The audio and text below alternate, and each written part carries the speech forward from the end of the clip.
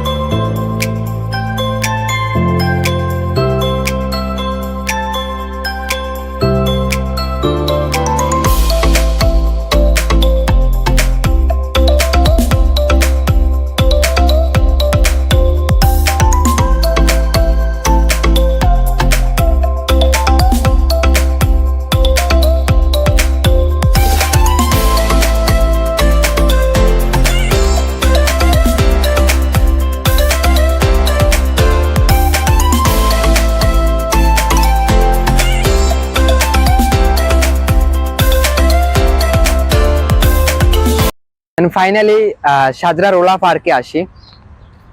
তো বেসিক্যালি সাজরা রোলা পার্কে আসি, যে এক্সপেরিয়েন্সটা হয়েছিল, ভয়ঙ্কর একটা এক্সপিরিয়েন্স আমার সাজরা রোলা পার্কে। এক এক্সপিরিয়েন্স আমি শেয়ার করি, যেটা ছিল আমি একটু আগে শুধু বকতে আছি, ভিডিও বানাচ্ছি, শুধু বকতে আছি, বাট আমার কোনো ভয়েস রেকর্ড হচ্ছে না, আমি সেটা ভুলে গিয়েছিলাম। আমার কোনো ভয়েস রেকর্ড হচ্ছে না, সেটা আমি ভুলে গেছিলাম। এক পর্যায়ে ভুলে কারণে গেছি, আমার মাইক্রোফোন কাজ করতেছে না আমি জানি না, বাট মাইক্রোফোন অফ। আমি বকতেছি মাইক্রোফোন অফ।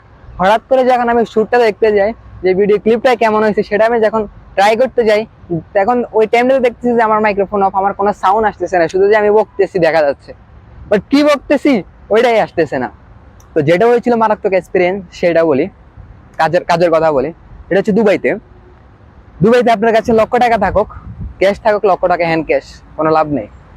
আপনার একটা এটিএম কার্ড থাকুক, একটা ক্রেডিট কার্ড থাকুক, এটা হচ্ছে আপনার জন্য প্লাস পয়েন্ট, এটা হচ্ছে আপনার জন্য লাভ। কারণ আমি কেন কথা বলছি, যে হ্যান্ড ক্যাশ থাকলে কেন লাভ নেই, কেন ফায়দা নেই, এই কারণে হ্যান্ড ক্যাশ থাকলে লাভ নেই, ফায়দা নেই। সেটা হচ্ছে, যেমন আজকে আমি একটা উদাহরণ দিচ্ছি।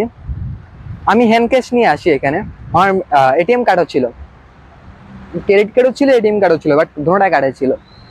তো যেটা হয় আমার এখানে, আমার এটিএম কার্ডের টাকা নেই, আমার এটিএম কার্ড, আমার ব্যাংক অ্যাকাউন্ট জিরো। দুবাইতে যে ব্যাংক অ্যাকাউন্ট ওটা জিরো, ক্রেডিট কার্ডের টাকা আছে ওইটা আমি জানি। তো হয় কি, আমি হ্যান্ড ক্যাশ দিলাম, উনি বললো hand cash no entry, only credit card, ATM card. তো আমি আর কি করবো, তো আমি বললাম যে আমি চাইছিলাম না যে ওনার কার্ডটা আমি দেখাই বা কার্ডটা দিয়ে আমি এন্ট্রি নিই, আমি ওটা চাইছিলাম না। তো যার কারণে আমি বলি আমার কার্ডে টাকা নাই, আমার কার্ডে জিরো। উনি বললো না, কার্ডে যদি জিরোও থাকে, এরপরও 10-15 দারাম থাকে, জিরো থাকলো। আমি না, দেখেন আমার কাছে নাই চাচা, উনি মুরব্বী ছিল, চাচা দেখেন আমার কাছে কার্ডে টাকা নেই, আমার কাছে ক্যাশ আছে। ও বললো না, ক্যাশ তো হবে না। তো আর কি করার, শেষ পর্যন্ত যে এটিএম কার্ডের থেকে টিকিট নিই, ওই এটিএম কার্ডে এটিএম বুথে আবার টিকিটের সিস্টেম আছে। এটা একটা ভালো একটা জিনিস দেখলাম যে এখানেটা। তো আমি ওনার কাছ থেকে শুনলাম যে প্রত্যেকটা পার্কে এমনভাবে সিস্টেম হয়, অনলাইন থেকে টিকিট কিনা লাগে, অনলাইন থেকে টিকিট কিনা লাগলেও সেই টাকাটা কিন্তু কার্ড পেমেন্ট করতে হয়, হ্যান্ড ক্যাশ পেমেন্ট আপনি করতে পারবেন না। তো এটিএম কার্ড থেকে নিলেও সেম, এটিএম বুথ থেকে নিলেও সেম, এটা তো কার্ডে পে হচ্ছে। তো এটা, আর এটিএম কার্ড বা ক্রেডিট কার্ড যেটা থাকুক না কেন, আরো একটা প্লাস পয়েন্ট হচ্ছে, আপনি দুবাইতে নাম্বার কিনে ফেরারিও নিতে পারবেন র্যান্ডে। 3 বছর 4 বছরে আপনি এটার কিস্তি পরিশোধ করবেন, যেটা কিস্তি হিসাবে বলি আমরা। আপনি 3-4 বছরে এই টাকাটা পরিশোধ করতে পারবেন। সেটা হচ্ছে আপনার কাছে ক্রেডিট কার্ড থাকতে হবে বা এটিএম কার্ড, এনিওয়ে দুটা কার্ডের মধ্যে একটা কার্ড থাকলে চলবে, এটিএম বা ক্রেডিট, দণ্ডরে আপনি পারবেন। তো মানে এটিএম কার্ড বা ক্রেডিট কার্ড আছে দুবাইতে, আপনি রাজার হালে চলতে পারবেন।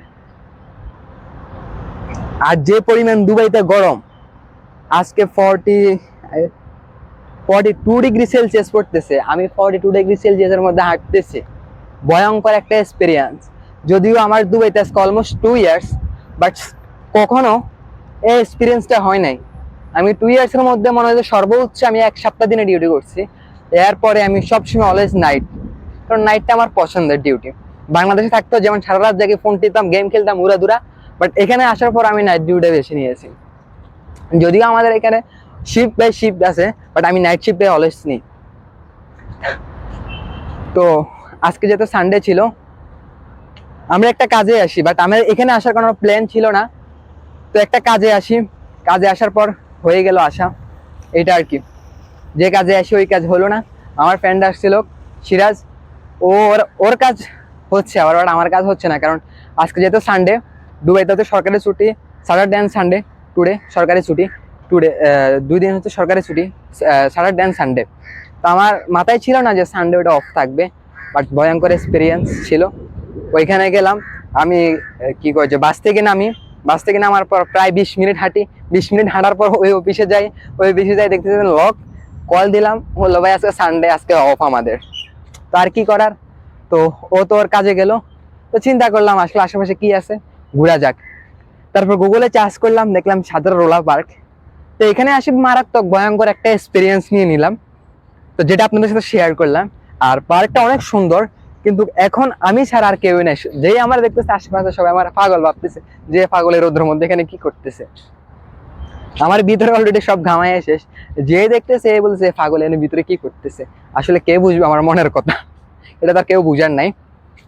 তো এখানে তো ছায়া আছে, এখানে একটু বসি, আর আপনাদের মধ্যে সিনেমাটিক দেখে নেন। তো বেশিক্ষণ থাকবো না, চলে যাব। বাট ওরও তো কাজ হতে হবে, যেহেতু আমার কাজ হয় না তো কি হয়েছে, ওর তো কাজ হতে হবে। তো এখানে ঘুরবো, বাট ভাই ব্রাদার অনেকেই আছে আশেপাশে, কিন্তু কারোর কল দিব না, কারোর নক দিব না, কারণ নক দিলে আজকে যাওয়া হবে না দুবাইতে। নাইটে আমার ডিউটি আছে আজকে, কারোর কল দিলে যাওয়া হবে না, আজকে আবার ডিউটিও আছে। তো ভয়ঙ্কর একটা এক্সপিরিয়েন্স, আর কি বলবো। এখানে একটু ছায়া পাইছি, একটু বসি, অলরেডি আমার পুরোটা শরীর ঘামাইয়া শেষ। তো আপনারা একটু সিনেমাটিক ভিউ দেখে নেন, এনজয় করেন, এন্ড সকলে লাইক করেন, চ্যানেলটাকে ফলো দেন, চ্যানেলটাকে সাবস্ক্রাইব করেন, পেজটাকে ফলো দেন, অ্যান্ড লাইক দিয়ে সকলে পাশে থাকেন। ইনশাল্লাহ নিয়মিত আপডেট থাকবো, নিয়মিত ব্লগ, ফেসবুকে ভিডিও আপলোড করব, অ্যান্ড ইউটিউবে ব্লগ নিয়মিত আপলোড হবে। তো ইউটিউব চ্যানেল এখন যারা সাবস্ক্রাইব করেন নাই, আবারও বলছি ইউটিউব চ্যানেলটা সাবস্ক্রাইব করেন, অ্যান্ড ফেসবুক পেজটা ফলো দেন। ফেসবুক পেজ থেকে আপনাদের যে ভালোবাসা পাইছি, আসলে বলতে বলি প্রকাশ করার মতন না। তো আপনারা এভাবে সবসময় সাপোর্ট করবেন, সবসময় ভালোবাসবেন, আপনাদের পাশে অলওয়েজ ভাই আছে।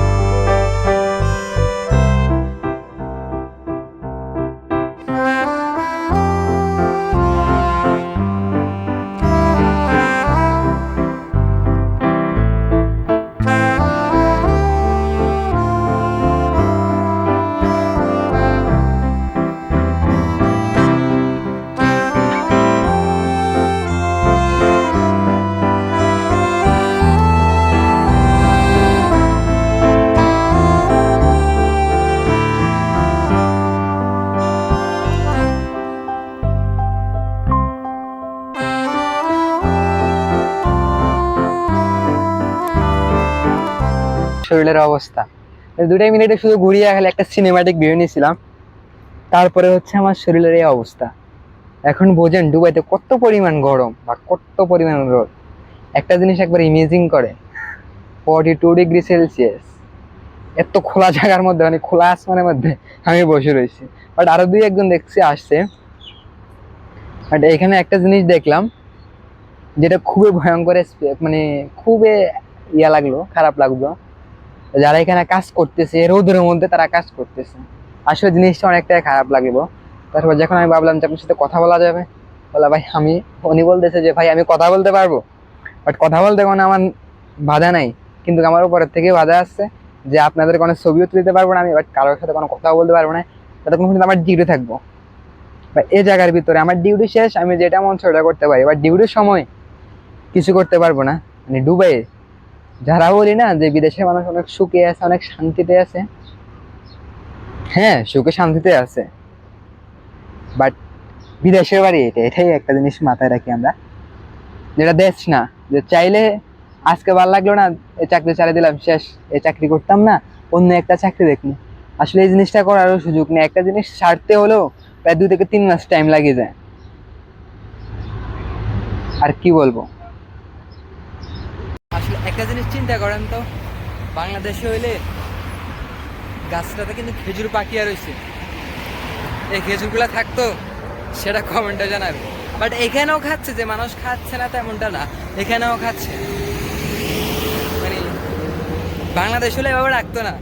আমার মতন বেসিক্যালি, আমার মতন যেগুলো ছিল মাস্টার ফলা পাই, হ্যাঁ গ্যাং গ্যাং লিডার যেগুলো ছিল আমার মতন, তো এগুলার কারণে বেসিক্যালি এগুলো থাকতো না।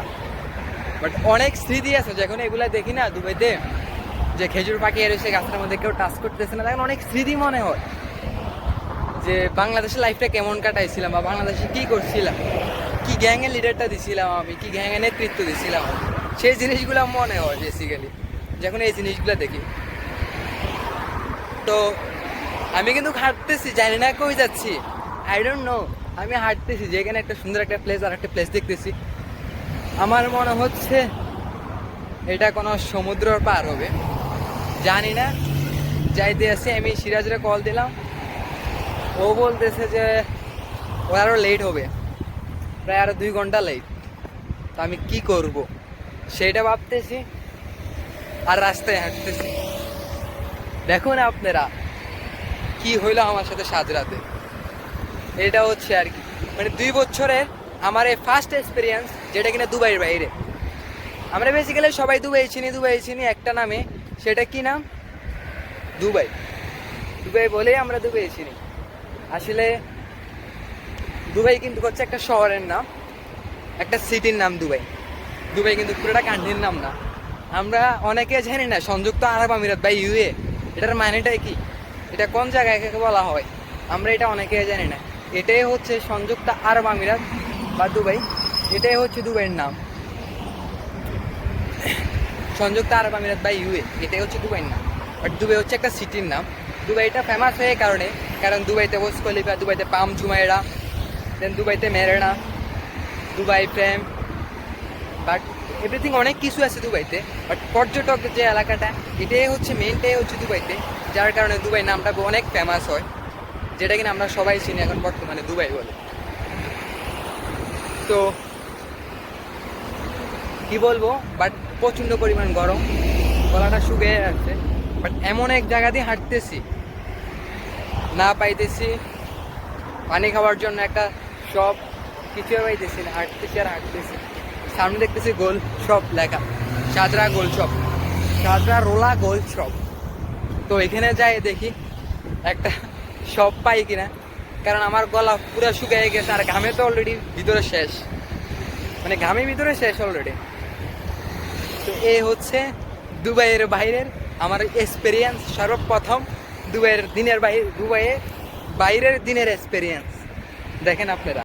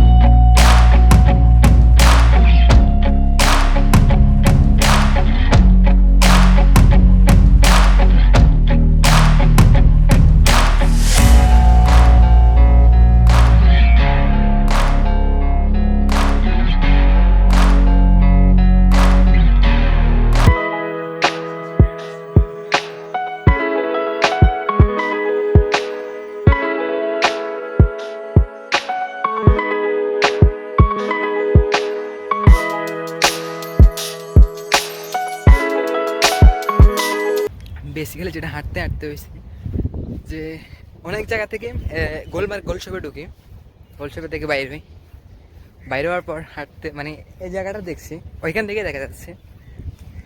তো ভাবলাম যে রোডটা ক্রস করি, রোডটা ক্রস করে দেখে আসি। রোডটা ক্রস করার পর আমি রাস্তা হারাই ফেলাই।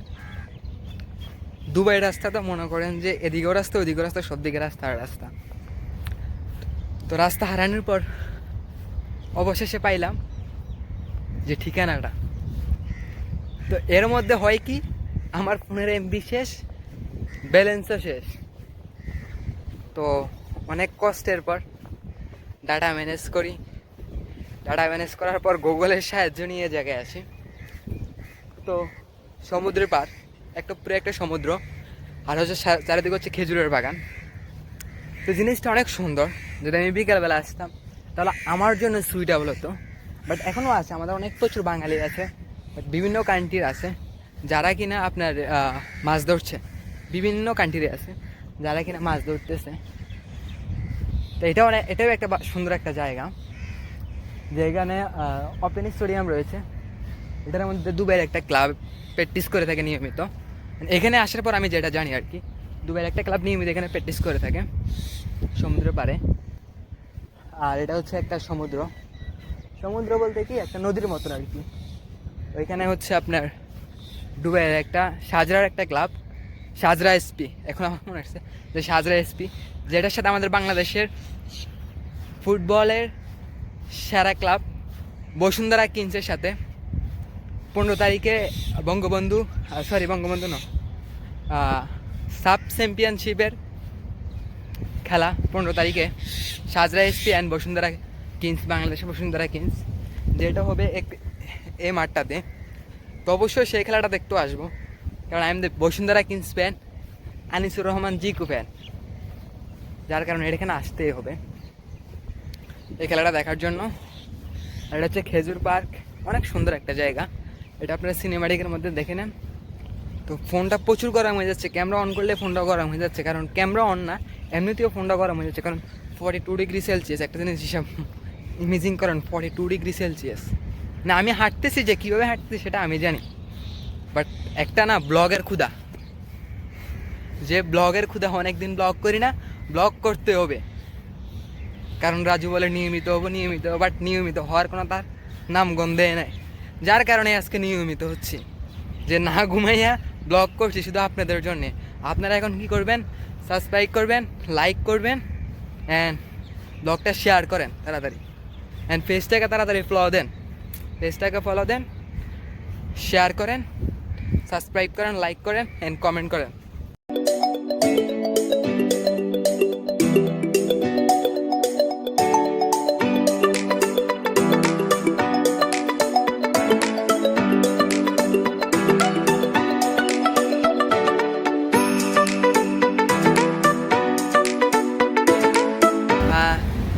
বেসিক্যালি আজকের ভিডিও এই পর্যন্তই ছিল।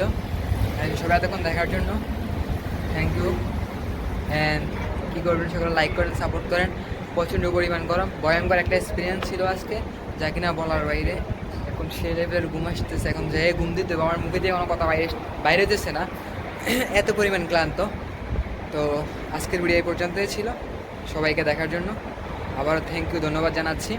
অ্যান্ড সকলে কী করেন ভাই, লাইক করেন, শেয়ার করেন, ফলো করেন, অ্যান্ড সাবস্ক্রাইব করেন চ্যানেলটাকে।